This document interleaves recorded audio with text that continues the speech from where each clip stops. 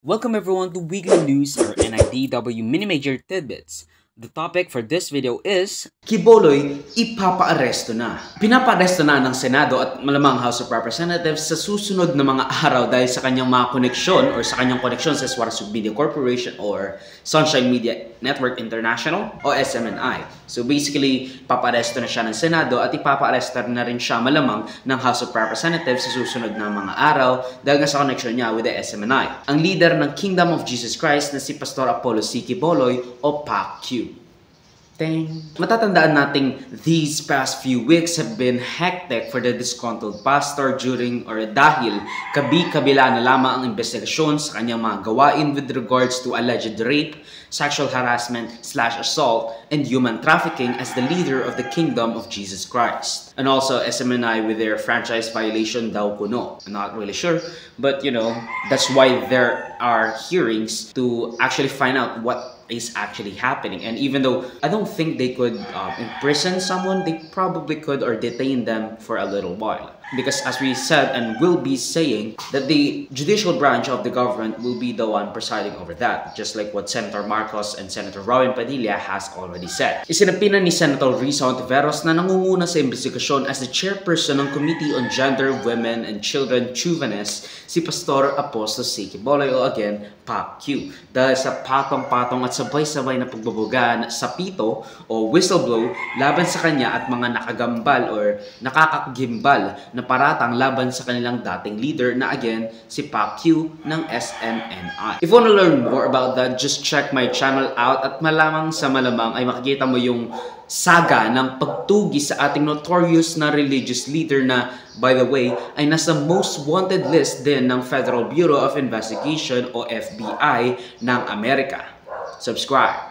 So, naudlot ang pagpapaaresto kay Pastor Apollo C. Quiboloy nang tutulan ni Senator Padilla ang pagsasite in contempt ni Senator Risa Hontiveros kay Quiboloy nang siya'y mang-Indian sa sabina na inhiyain sa kanya ng komite na again led by Hontiveros. Nakakalap si Senator Padilla ng 5 pirma ngunit ito hindi sapat dahil nga kailangan niya ng 8 or majority ng mga tao sa komite. Ang mga senador na naghahayag ng suporta at kontra sa pagkaaresto kay Pastor Apollo Quiboloy ay ang mga sumusunod and especially their reasonings. Senator Padilla, who looks at him as a hero and a friend that defeated the NPAs and invoking the separation of church and state, also echoing Senator Marcos's allegation of political persecution o pamumulitika laban kay Quiboloy dahil sa bilis at dami raw all at once ng mga tumestigo laban sa pastor at ang pagpapatuloy ng mga alegasyon sa korte at hindi sa legislatura. tas ituturing pa nilang kaibigan at bayani dahil sa pagtulong nito sa bansa in multitudes of ways, like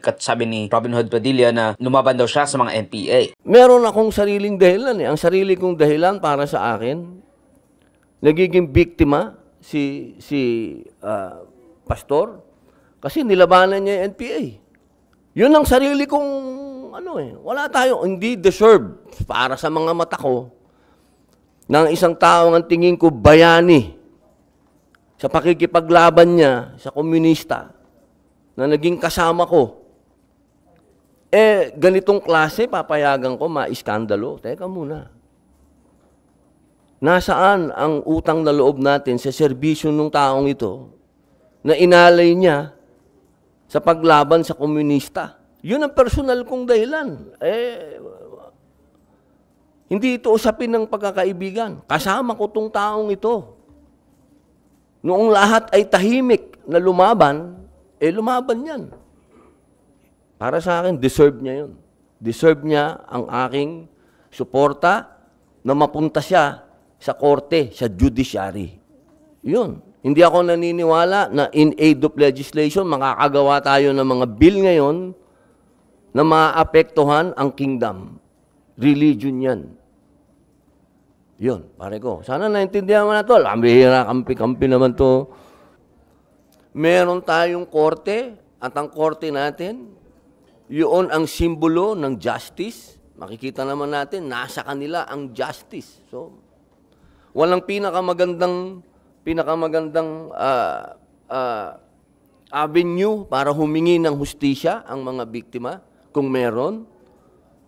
Invoke rin ni Senator Padilla ang separation of church and state sa konstitusyon at sumang-ayon sa sinabi ni Senator Amy Marcos na ituloy na lang sa korte ang gustong ipasulong ng komite. Parang hindi naman siya tama at sa palagay ko, sasamahan kami ng iba pa naming grupo, Senator Go, Senator Cynthia, ako, pero hindi pa yata kami umaabot ng kinakailangan na 8 votes or 7 votes para ma-withdraw yung contempt order.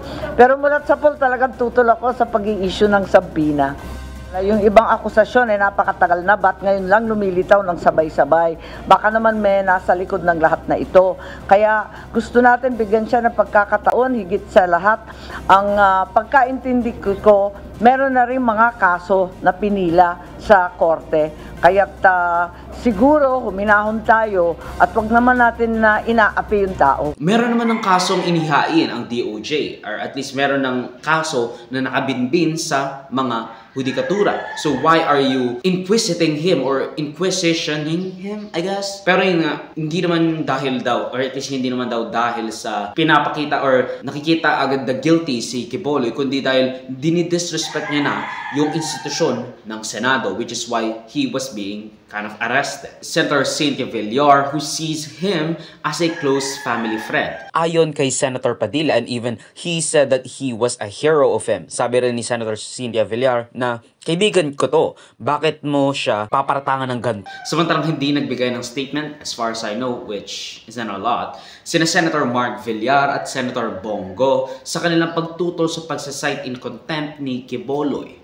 So basically, sinasabi ni Senator Cynthia Villar, you know, he's a friend. Why would you do that to a friend? And I don't think or even imagine na magiging ganyan si Pastor Quiboloy. Nanaig si Senator Risa Hontiveros nang hindi makakuha si Senator Padilla ng 8 pirma. Inadvisean naman ni Senate President Meg Zubiri si Senator Risa Hontiveros to exhaust all possible avenues para papuntahin si Quiboloy para wala namang masabi. Sasabihin nila, hindi siya binigyan ng due process kasi hindi siya pinatawa ng show cause order, which just goes to show you na it's a tricky thing to do, I guess. Pero I think it would need at least 3 committee hearings for one person to be, you know, cite in contempt. Pinatawan ni Senator Risa Hontiveros si Quiboloy according or at least in hopes na talagang pirmahan na ni Senator Meg Zubiri sa Senado para sagutin yung mga paratang na kanyang ikinakaharap. She didn't think it was a compelling argument or at least yung show cause order na yun para paliwanagin siya kung bakit hindi siya dapat arrestuhin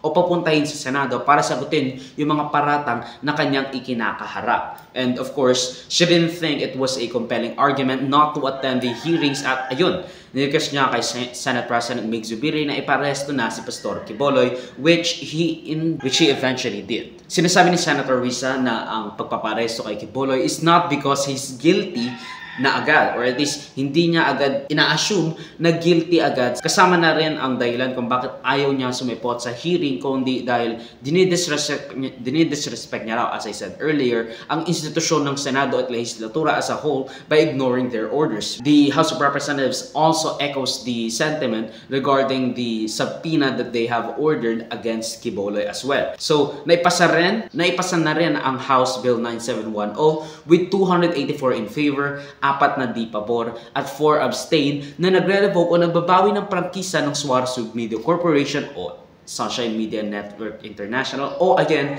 SMNI sa Kamara. Inaantay na lang ang Senado at Hekutibo para sa pagpapawalang bisa ng kanilang prangkisa because again there's a lot of shit that you have to know. So check my videos out, okay? So subscribe to the channel and follow the links in socials of Joseph that will be linked down below.